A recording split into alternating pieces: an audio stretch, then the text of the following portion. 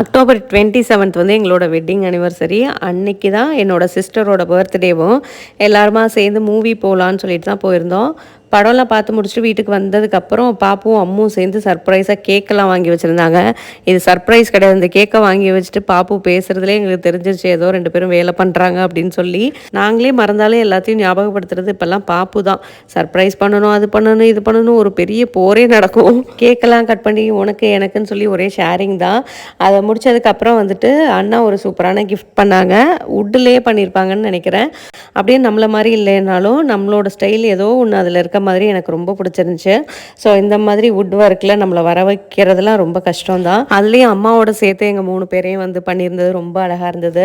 உடனே பிரின்னு சொல்லி 3 பேரும் களத்தில் இறங்கி பிரிக்க ஆரம்பிச்சிட்டோம். ரொம்ப சர்ப்ரைஸாக இருந்துச்சு. எப்போவுமே வந்து என்னோட ஹஸ்பண்ட் தான் கிஃப்ட் பண்ணுவாங்க. இந்த டைம் அவங்க ரொம்ப பிஸியாக இருந்ததால் நான் பண்ணலாம் அப்படின்னு சொல்லிட்டு நான் என்ன பண்ணேன்னா ஃபோட்டோ ஃப்ரேம் தான். எனக்கு வந்து பெருசாலாம் கிஃப்ட்டில் வந்து யோசிக்கவே தெரியாது.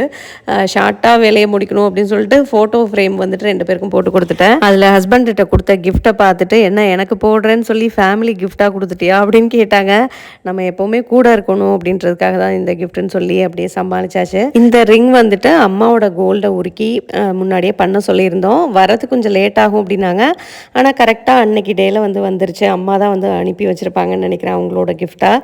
ஸோ ரொம்ப ரொம்ப சந்தோஷமாக அன்னைக்கு வந்து போணுச்சு. இந்த ஸ்பெஷல் கிஃப்ட் வந்து பார்த்திங்கன்னா பாப்பாவோடது. அது கூட நமக்கு பணம்லாம் வேற வச்சு கொடுக்குறாங்க. ஸோ இந்த ஹேபிட் வந்து அவங்க பாட்டிகிட்டேருந்து வந்தது. ஃபஸ்ட்டு உள்ளது எனக்கு, அடுத்தது வந்து அப்பாவுக்கு, அடுத்தது வந்து சித்திக்குன்னு சொல்லிட்டு. ஸோ க்யூட்டாக இருந்தது எல்லாமே. இதை விடலாம் ஒரு ஸ்பெஷல் கிஃப்ட் என்னென்னா வந்துட்டு எங்களோட அனிவர்சரி அன்னைக்கு எல்லாருமே விஷ் பண்ணியிருந்தீங்க. ஸோ எல்லாருக்குமே ஒரு பெரிய தேங்க்ஸ்.